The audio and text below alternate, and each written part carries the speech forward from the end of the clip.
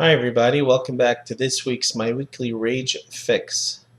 This week's Parsha is Parshas Tazriah, which talks about a bunch of different myriad of items, and one of them, and mostly throughout the whole Parsha, really deals with the different types of contaminations, tumah, that people can't contract. And one of them comes through somebody who speaks Loshon Hara, evil speech.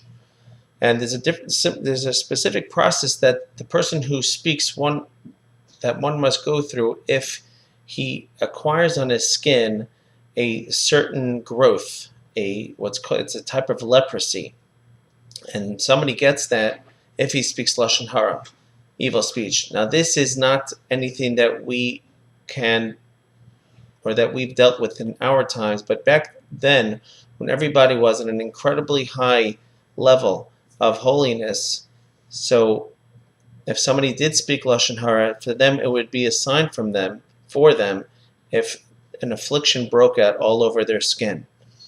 And one of the laws that has to be done for this mitzvah, for this somebody who has the affliction, is that he must sit in isolation. He has to cover himself. He has to cover himself up, cover up his face. He has to go around warning people that he's contaminated. He has to go around shouting to anybody who comes close to him. And also he has to dwell in isolation. And the reason why he has to dwell in isolation is because, like every punishment in the Torah, which is midah keneged midah, measure for measure, a person has to take the lesson to heart. When a person speaks Loshon Hara, he's actually driving a wedge in between the person that he's speaking about and other people. So if somebody were to speak Loshon Hara about somebody's husband, he's now driven a wedge in between that husband and the wife when the wife hears about it, or two friends. When a person speaks Loshon Hara, he's causing other people to separate.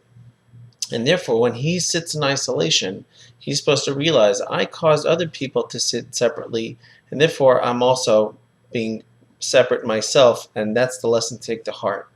But to take it to the next level is that where he's being put in isolation because, in a sense, Hashem is showing you are not wanted. Because, as anybody may know, somebody who goes around constantly belittling people and making fun of people or nitpicking on different silly things that people do, and they kind of make it their focus on life, other people eventually look at the Loshon Hara sayer as, what's wrong with you? Something must be seriously wrong with you. The fact that you're always zoning in on people's shortcomings and the fact that you just speak evilly about people, that person himself really has an affliction inside himself. There's something seriously wrong with somebody who finds nothing else to do but speak evilly about himself, about other people. And therefore, he's sent into isolation to tell the rest of us that person is in isolation because he's really not somebody that we should associate with.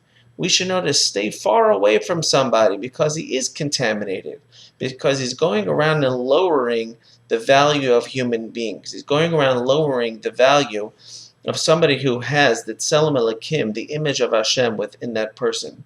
And therefore Hashem wants us to stay away from him, not really more for his sake that he's being isolated, but it's really for our sake. And we have to know to always stay away from any element that is not good for our spiritual well-being.